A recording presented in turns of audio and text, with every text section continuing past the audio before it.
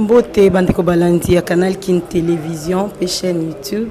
Awa toza na kati ya question d'actualité, ezali émission na bino oyo topeselaka bino ba information brute ndenge tozweli yango pende ndenge tozopesa bino bo like bo partager bo s'abonner massivement na chaîne na biso Canal Kin Télévision.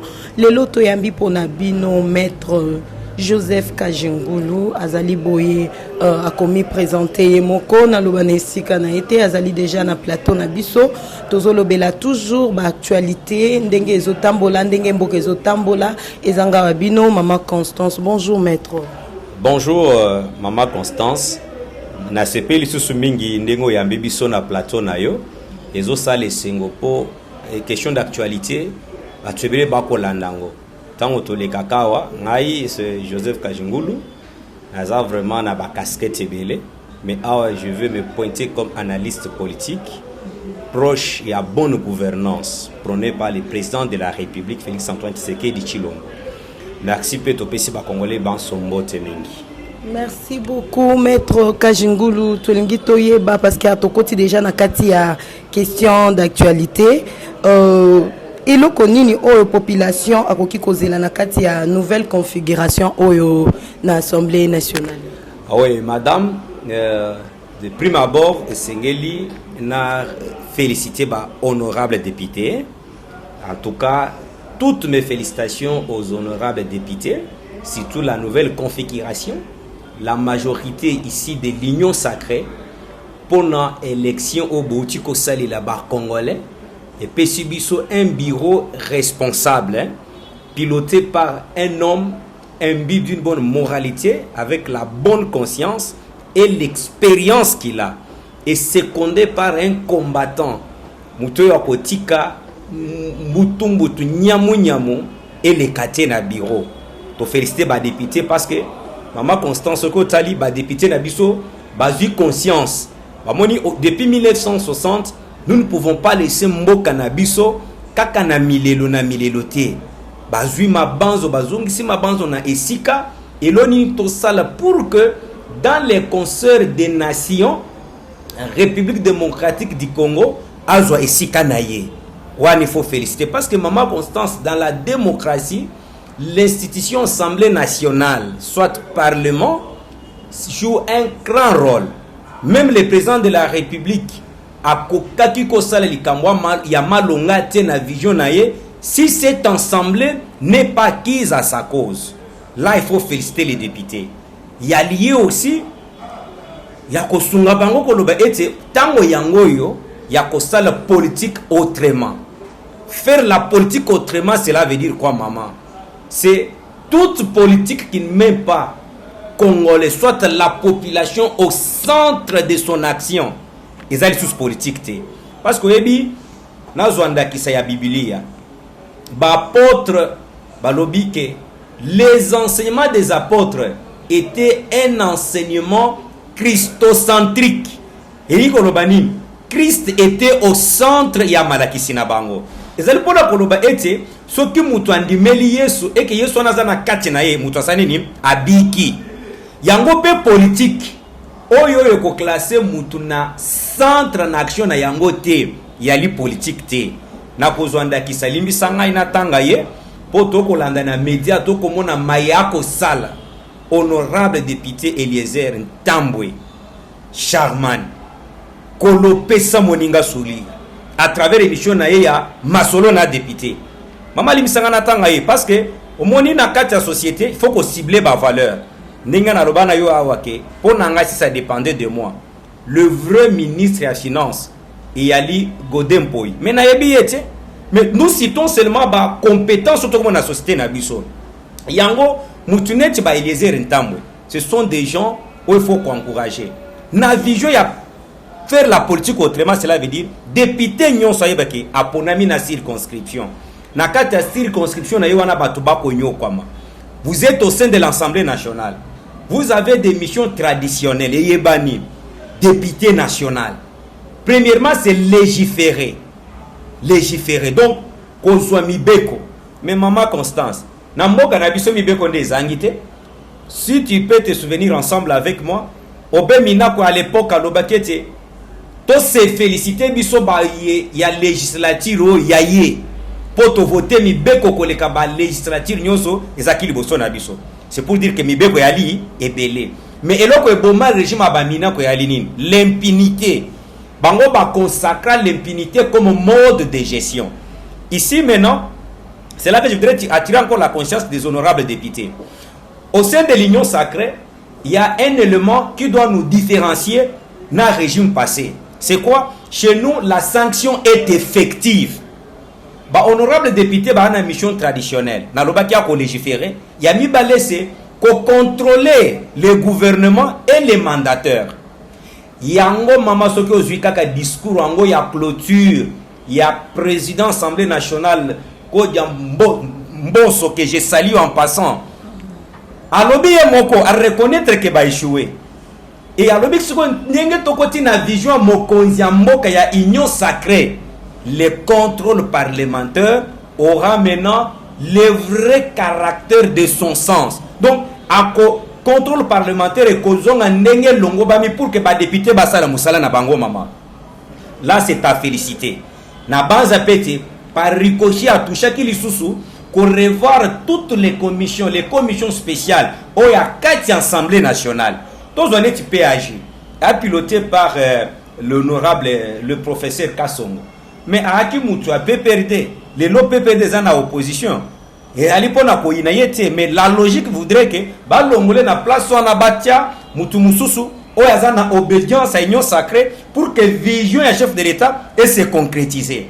C'est pour dire l'Assemblée nationale aujourd'hui a la responsabilité à accompagner mon conjambok. T'as la différence dans la kinango.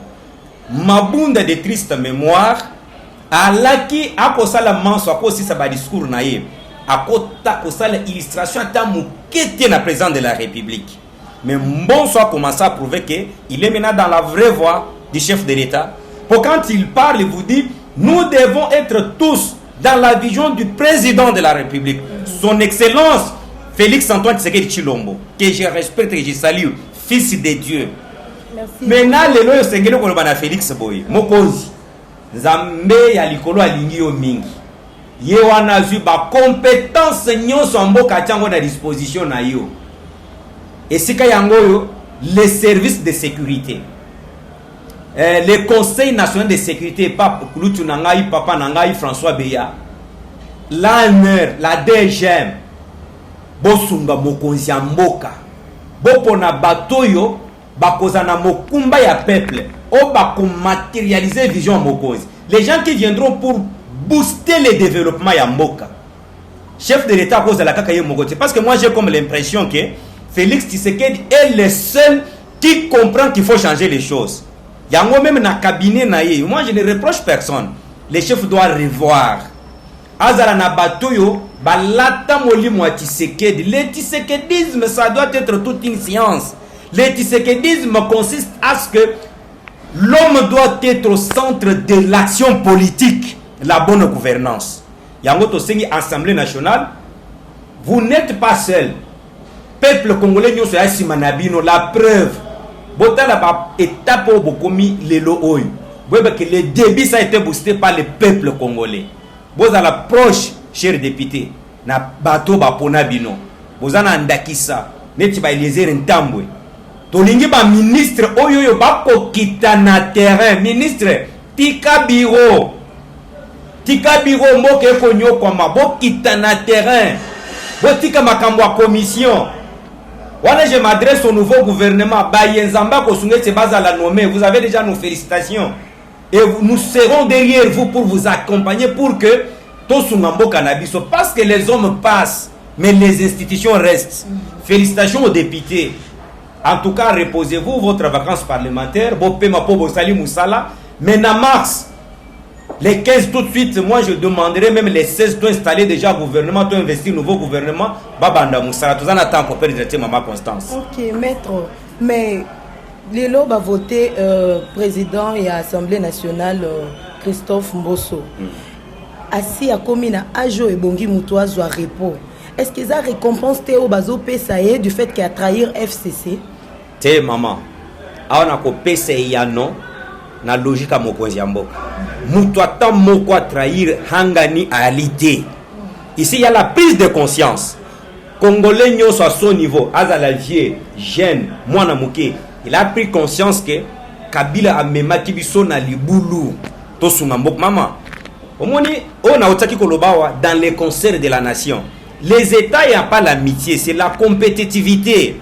Donc chaque mot que sengele sale pour que et se placer au-dessus de la mêlée babanda koto sayo. Nazo ndakistan to zakina Mobutu maman. Yo monaki mboka ni na zinga zinga kokaki kokota na Congo ko sala n'importe quoi. C'est ce que Félix veut nous amener maintenant. Mbonso d'abord madame Mbonso a dignitaire ya Mobutu.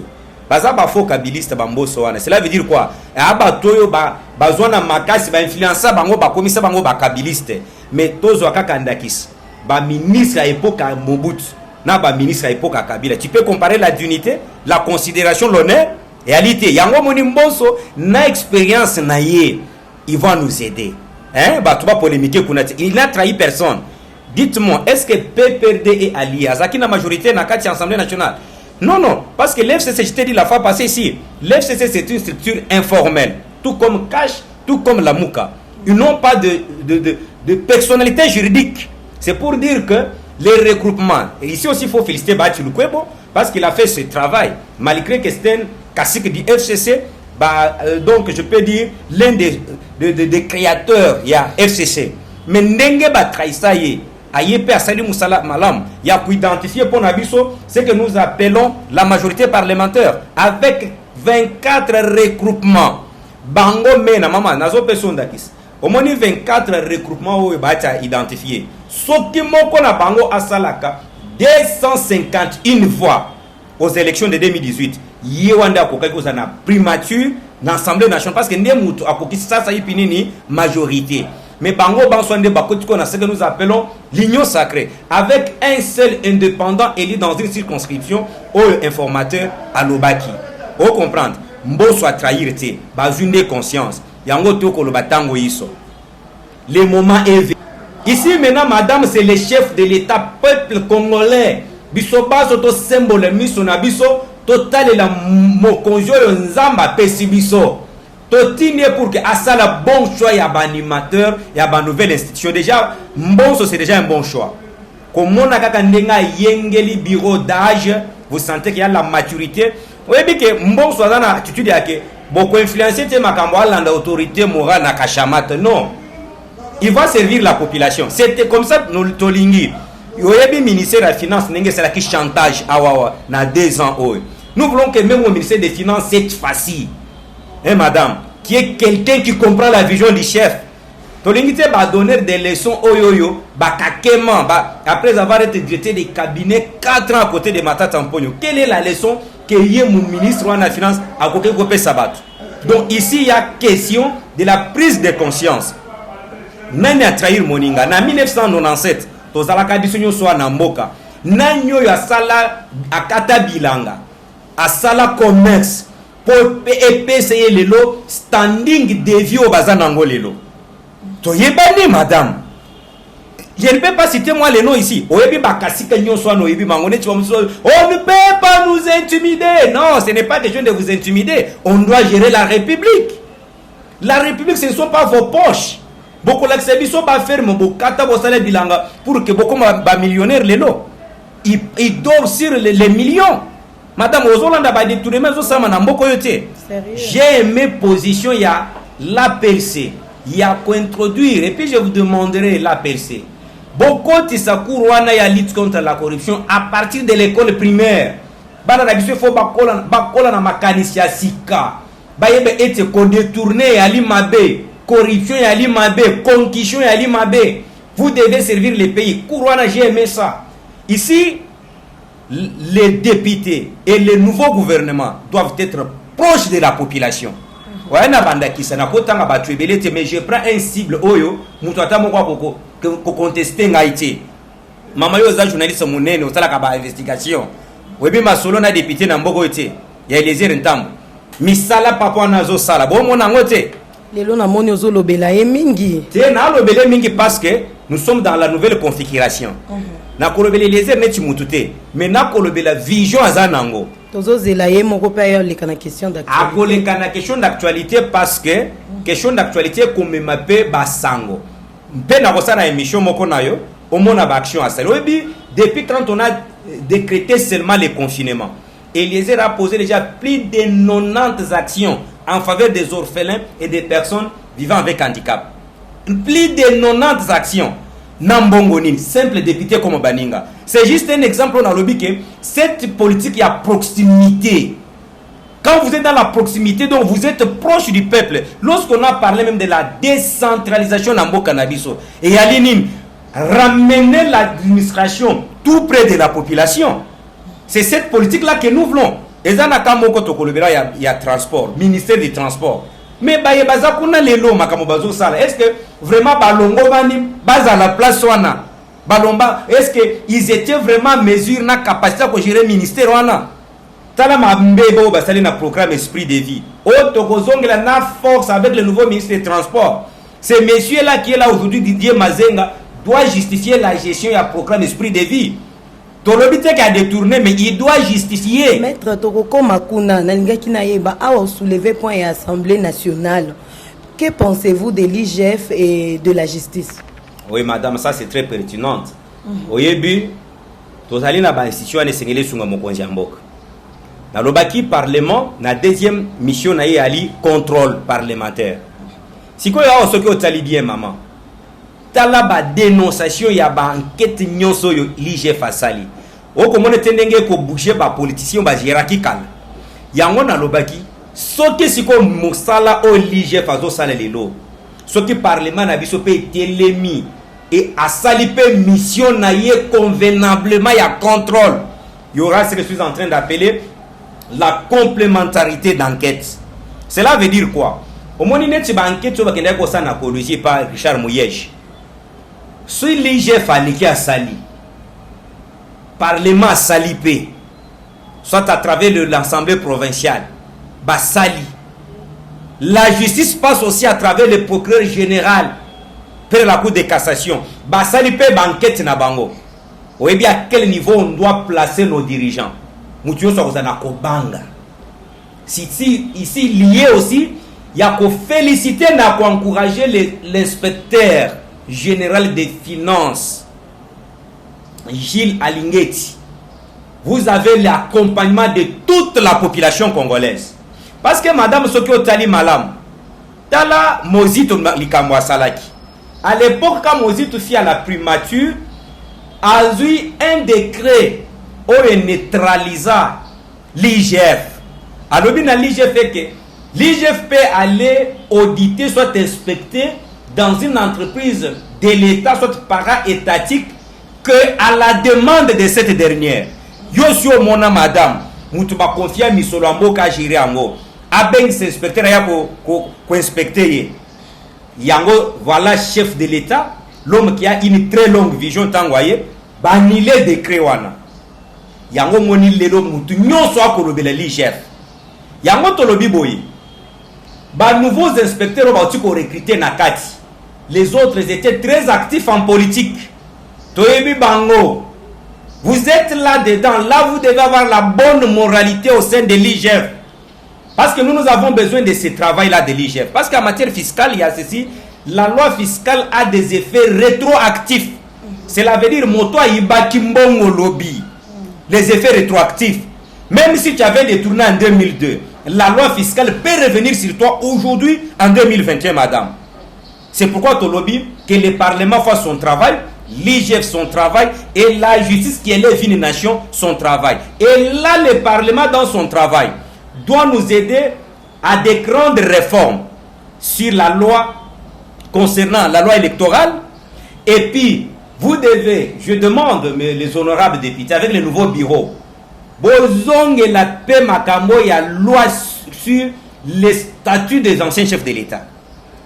Makambo a des polémiques dans Mokoyo a touché 680 000 toyo qui bat lobby. Bon, Ezambon Webele, il a géré pendant 18 ans parce que nous l'avons qu'un jusque-là, ancien chef de l'État, Kabila. Azar déjà un million, azar un milliard. Nalanda qui professeur Tchani, moi j'invite à l'objet était Kabila a plus de 123 entreprises. Nous on ne peut pas accepter comme ça. En dépit de tout cela, bon pays ça réalise sur 680 000 Toyoka qui bat tout. Si cette information s'avère vraie, nous devons réviser la loi sur les statuts des anciens chefs d'État. Et puis, beaucoup de soko parlement autorisé binoté. Dieu merci, nous avons une nouvelle configuration, un nouveau bureau qui peut mettre Kabila en cause à tout moment s'il est reproché par la justice. Parce que moi, je n'en ai pas la capacité, la qualité de dire qu'il a commis ABC. Mais la justice va nous aider. Maître, à votre avis, est-ce que l'inspection générale, la chasse à la sorcière? Non. L'inspection générale ne peut pas être là, la chasse à la sorcière. Non, pourquoi? L'inspection générale est dans sa mission traditionnelle.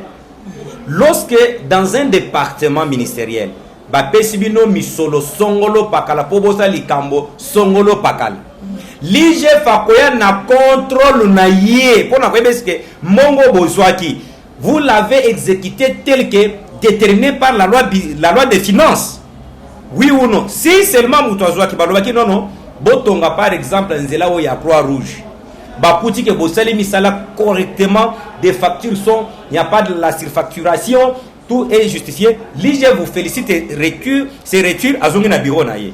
Mais tant que l'IG Fayetos, par exemple, de Chia Bukangalonzo, on vous dit seulement que à peu près 203 millions de dollars ont été utilisés justement pour l'étape consacrée à l'étude du projet.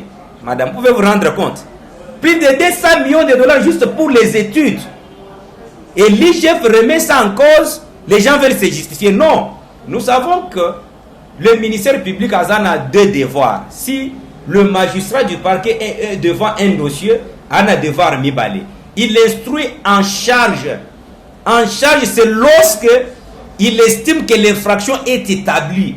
Il est en train de charger l'inculpé, soit le prévenu. Et lorsqu'il estime que le monsieur est totalement innocent, le même magistrat a une mission pour construire en décharge. À démontrer, à motiver. Donc l'IGF est dans sa mission, madame. Qu'on ne nous trompe pas. Et qu'on laisse l'IGF calme. Et la population a le devoir de sécuriser l'IGF. Madame, ce sont des hommes sérieux et honnêtes. Pour les intellectuels, tout ça, madame.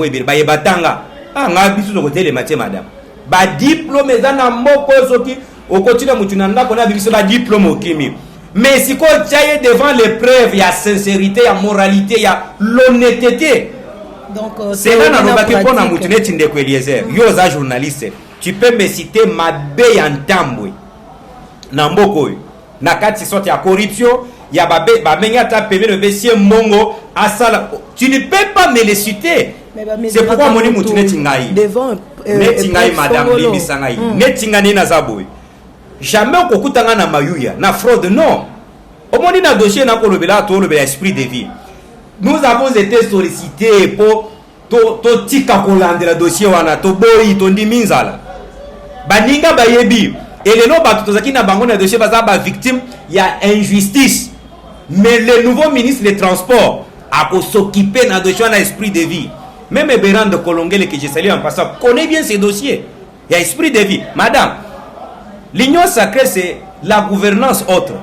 C'est la bonne gouvernance. C'est placer l'homme au centre de tout. Na l'union sacrée, ok, merci. L'union sacrée n'est pas pilotée par Joseph Kabila. C'est piloté par Félix Antoine Tshisekedi Tshilombo. La sanction. On va sanctionner. Quand on vote une loi, la loi est une loi lorsqu'elle est assortie d'une sanction. Et quand on sanctionne, on donne la quintessence à une loi. Mais une loi qui ne sanctionne pas, quel est son rôle? Pourquoi vous l'avez voté? Général et impersonnel. Mais la loi doit se personnaliser vis-à-vis de celui qui la brise, qui la viole. Ok, maître, tozo kende malembe koshite, tozo kende nasuka ya émission na biso. Maître Tonga toyeba, ozo cible plus ministère nini. Oye bongi esala musala nango na lombangu pour na intérêt à peuple. Merci madame. Na ko tanga 3 mena kolobele mingi moko.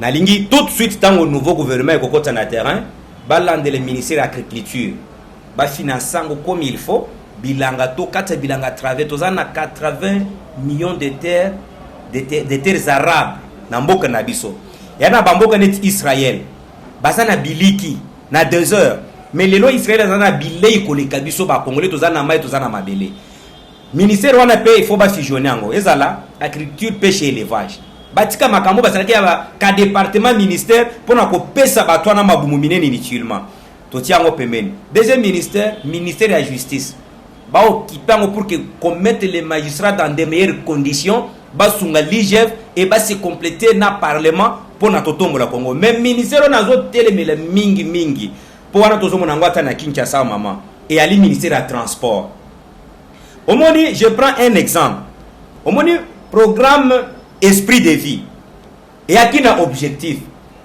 esprit de vie zakini c'était que kolongola ba 207 nanzela kozong ça quand même esprit de vie pour et quand on la logique on Eliezer Azoloba il y a faire la politique autrement cela veut dire transporter les Congolais autrement talaka esprit de vie ngeme makabatu ba siège joaneza venef nazoloba ngopo je suis au début de ce projet na bien très bien depuis le 19 octobre 2014 que ce projet a été lancé par Matata Mpogno à Lemba Terminis et bandaka na 250 bis lelo projet aneza na plus de 500 bis mais oyebi mena premières années ba ministre ba se succéder na transport ba tikala ko maîtriser programme wana tie tolobi tango makila remplacer nani Kalume Mwanangongo makila kuti bandeko wana bazaki na arrière soki a 6 mois atiki bango na arrière à 18 mois grâce à directeur de cabinet na ye nde bato na ko futa ma 4 mois mais oyebi siko mazenga wazawana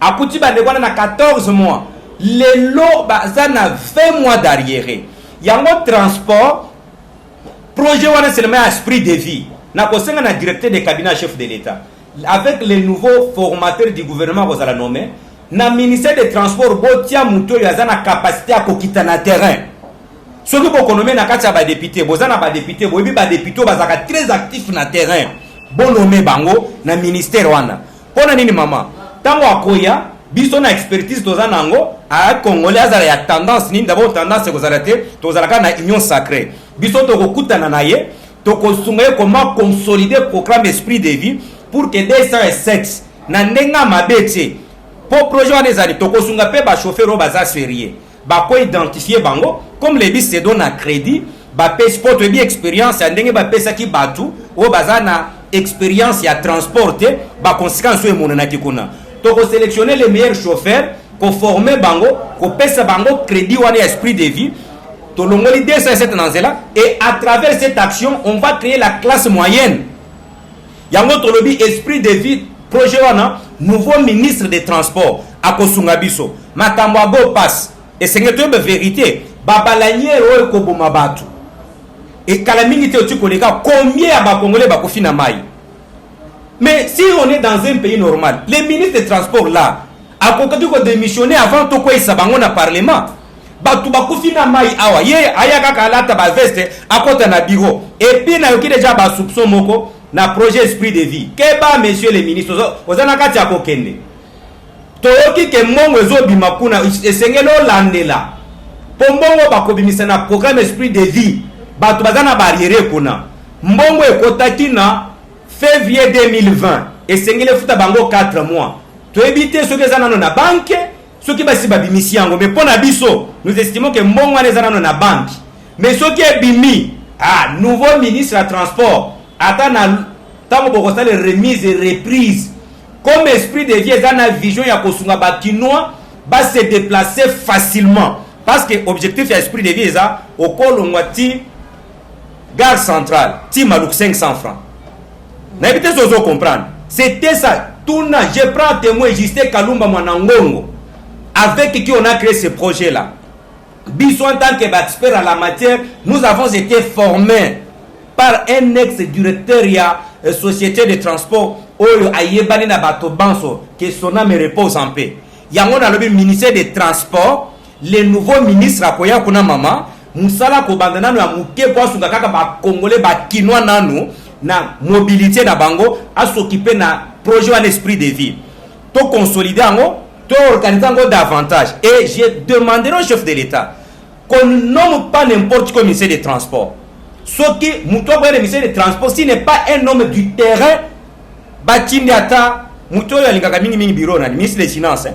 Bango balingaka bango na nakati. Pour na mona kata na ba thématique moko technique na primature, lui s'est fait toujours représenter. Alors, ministre des Finances, au bomoni kalingaka bureau afanda na bureau. Mais ministère des Transports, bo pesa moto bomoni ke ana capacité ko kitaka na terrain. Tala makambo sema na onatra. Kende na SNCC madame. Yango to lobi d'abord pour na collègue le sema Kinshasa avec esprit de vie. To lingete ministère wana pesa mana moto yo akosa la politique autrement moto ibiko s'approcher na population. Pour na kosukisa na koloba na président de la République Félix Antoine Tshisekedi Tshilombo, fils de Dieu. Na lobi na yo boye mokonzi na ngai. Les Congolais souffrent. Yo moko reconnaître l'échec o ya bateau ya contrat ya FCC cash. Ponga na lingaka ko benga ngo mariage te. Pour professeur Chibankala la Tchaso ibisa biso na campus que il n'y a qu'un seul contrat dans la vie o yo muto akondima les pires et le pire et le meilleur. C'est le contrat du mariage. Mais ce qui a existé entre cash et FCC, ce n'est pas un mariage, c'est un contrat. Ça a un soubassement. C'est l'article 33 du Code civil congolais, livre 3, les obligations. Alors ici, chef de l'État, Dieu a placé au devant de vous toutes les compétences de la République. Vous devez sélectionner les hommes qui peuvent booster le développement, les hommes qui doivent descendre sur le terrain, les hommes qui doivent être à côté de la population. Parce que en 2023, ça ne sera pas ces ministres-là, oh, il y a un gouvernement qui pour comprendre la vision. Mais population sur le plan sociologique, Félix a échoué. Nous avons un cas de jurisprudence. Et Ali Joseph Kabila. N'engena Fandia Oboy. Na kolobete ke Minako a échoué. Na kolobete Kabila a échoué. Départ du principe français Lobaka, il n'y a jamais eu de mauvaises troupes que de mauvais chefs. Félix Tshisekedi Tshilombo, que l'esprit du Sphinx t'incarne pour placer l'homme qu'il faut à la place qu'il faut. Et je dis merci aux Congolais. Nous sommes là avec vous pour soutenir le président de la République. Merci beaucoup Bandeko Balandi tokomi na suka ya émission na biso na kanisi bomiyo kelibino mokondenge maître Joseph Kajingulu assez déchargé azaki penza na fardeau munene pona chef de l'État abenga mbo na kombo ya Antoine Félix Tshisekedi azali président na biso message yo tondimisa mi ete komeli président de la République azalaki pe na fardeau pona ba ndeko oyo bazoya ko soutenir vision ya chef de l'État o bakotia manakati ya ba secteur ndenge na ndenge bozwi pe o ya bino message bana mboka pona Maître Joseph, boyoki priorité naie à prioriser transport. C'est vrai, les cambo transport raisonnio que la peuple congolais ata ceux qui baso de moutons ango et sili mais transport vraiment ils a passé demi terrain ils a ebelé mbongo wana au peuple congolais zo souffrir nango jusqu'à présent dans la moni clarté na kanisi que président de la République pe bandeko bazo soutenir vision naie basili ko ka message oyo pe solution et comme on en a dans peu de temps. Merci pour la confiance, merci Kozalawana pour na biso, bo liker, bo partager, bo s'abonner, abonnez-vous massivement na katia question d'actualité na chaîne na biso Canal Kin télévision, pe chaîne YouTube, ko hésiter te na ba suggestion na bino so kezali, botine de la biso na numéro est affiché na ba ya écran na biso, bande comme sous tozo ki ba message na bino, mais pour na lelo tozui temps ya kotanga yango te, je pense que l'émission ezolanda to kotanga ba message wana, pe ezana ba question mususu botuna ki oyo maître Joseph facile ko répondre na ba question tutunie na mokolo na lelo. Merci pour l'attention na bino na habité Lobasouk ezali maître Joseph. Et Lobasouk ali que la politique oyo ekotia mutu na centre na action na yangote yali politique te. Parce que tout ce qu'on peut faire dans ce monde ici madame, faut savoir qu'il y a un temps pour toutes choses. Il y a un temps pour mourir, un temps pour naître. Il y a un temps pour vivre, un temps où mutu ali laka. Mais ba congolais ba shiba leli mingi to komi na cadre ya union sacrée oyo ba sekape mwa moke pe mboka Congo et salamaka sema pour quelques 300-200 individus oyo bazui mboka en otage pendant plus de 18 ans. Maintenant c'est le moment où to ko salel beaucoup plus ce que je suis en train d'appeler la justice distributive. Nos revenus nationaux doivent être bénéficiés par tout Congolais de tout bord, et à la opposition, et à la société civile, à Congolais. Si la distribution est distributive, sur le plan de la justice fondée avec l'équité, dans la légalité, mutu opposition ko se reconnaître que ça mutu opposition mais à ko bénéficier MBP. Et puis bon moko ezala na biso ba congolais, pourquoi?